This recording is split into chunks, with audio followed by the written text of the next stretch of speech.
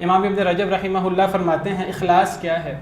وہ فرماتے ہیں اخلاص یہ ہے کہ جب بندہ کوئی عمل کرے اسے یقین ہو کہ اللہ اسے دیکھ رہا ہے،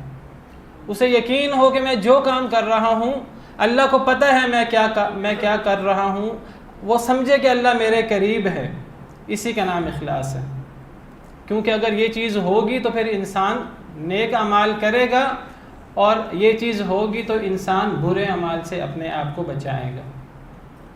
وہ صرف ایک اللہ رب العالمین کو راضی کرنے کے لیے وہ نیک کام کرے گا۔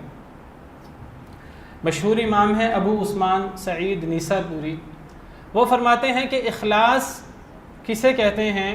کسی عمل کے اندر اخلاص کب ہوتا ہے؟ وہ کہتے ہیں کسی عمل کے اندر اخلاص تب ہوتا ہے جب 4 چیزیں اس عمل کے اندر پائی جائیں تو سمجھ لیں کہ اس عمل کے اندر اخلاص موجود ہے۔ وہ 4 چیزیں کیا ہیں؟ وہ کہتے ہیں کہ ایک بندہ کوئی کام کرے تو اس کا مقصود اللہ کی رضا حاصل کرنا ہو، اللہ کی ناراضگی سے بچنا ہو۔ اگر یہ چیز پائی جائے تو یہ پہلی علامت ہے کہ اس بندے نے یہ کام اللہ کو راضی کرنے کے لیے کیا ہے، اللہ کی رضا چاہتا ہے، اللہ کی ناراضگی سے، اللہ کی سزا سے اپنے آپ کو بچانا چاہتا ہے۔ وہ کہتے ہیں کہ دوسری علامت اخلاص کی یہ ہے کہ جب بندہ کوئی نیک عمل کرے تو وہ یہ سمجھے کہ یہ نیک عمل،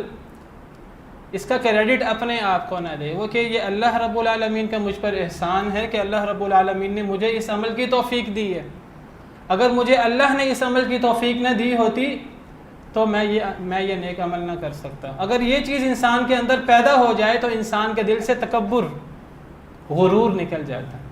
اور اگر یہ چیز انسان کے اندر ہو تو انسان کے اندر نیک عمل کرنے سے غرور پیدا ہو جاتا ہے، میں بڑا نیک ہوں، یہ کام میں نے کیا ہے، آپ نے نہیں کیا، یہ کام اگر آپ سے اللہ نے کروایا ہے، آپ یہ سمجھتے ہیں تو سمجھیے نیک عمل ہے، اخلاص ہے اس کے اندر۔ اور اگر آپ سمجھیں کہ یہ عمل میں نے کیا ہے، یہ نماز میں نے پڑھی ہے، جمعے کے لیے میں حاضر ہوا ہوں، تو سمجھیے یہ تو غرور ہے، یہ تو پھر میں ہے، یہ اخلاص نہیں ہے پھر اس کے اندر۔ تیسری چیز وہ فرماتے ہیں کہ اگر عمل کے اندر نرمی اور ٹھہراؤ آ جائے، جلد بازی نہ ہو، تو سمجھیے کہ اللہ کی رضا کے لیے ہے، اخلاص ہے اس میں۔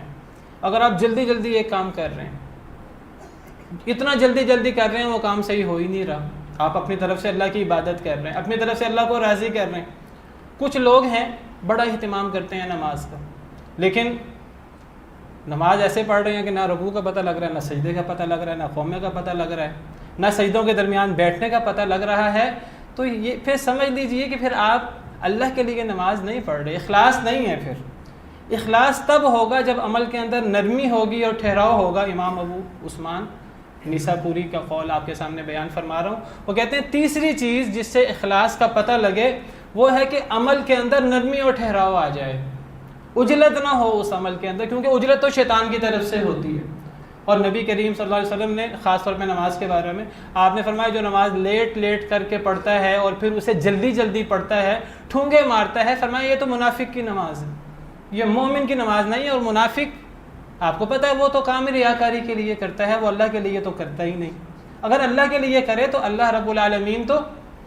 ٹھہراؤ کو پسند کرتے ہیں، جس چیز کے اندر نرمی آ جائے، حدیث مبارکہ ہے ما جعل الرفق فی شیء الا زانہ، جس چیز کے اندر نرمی، ٹھہراؤ، وقار آ جائے وہ عمل مزین ہو جاتا ہے، اچھا ہو جاتا ہے، اور جس چیز کے اندر یہ نرمی، وقار نکل جائے وہ عمل برا ہو جاتا ہے، وہ چاہے دیکھنے میں کتنا ہی نیک عمل کیوں نہ ہو، اخلاص گویا کہ آپ سمجھیے ختم ہو جاتا ہے۔ چوتھی چیز فرماتے ہیں کہ اخلاص کی چوتھی علامت کیا ہے کہ جب انسان عمل کر لے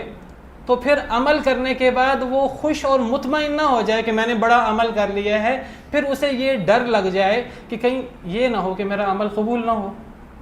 پھر وہ اسی کی تگ و دو میں لگا رہے، اللہ سے دعا کرتا رہے کہ اے اللہ یہ عمل چھوٹا ہے، یہ بڑا ہے، مجھ سے اس کو قبول فرما لے۔ اگر وہ عمل کرنے کے بعد اس کے دل میں دھڑکا لگا ہوا ہے کہ پتہ نہیں قبول ہوتا ہے کہ نہیں ہوتا، تو یہ اخلاص کی علامت ہے۔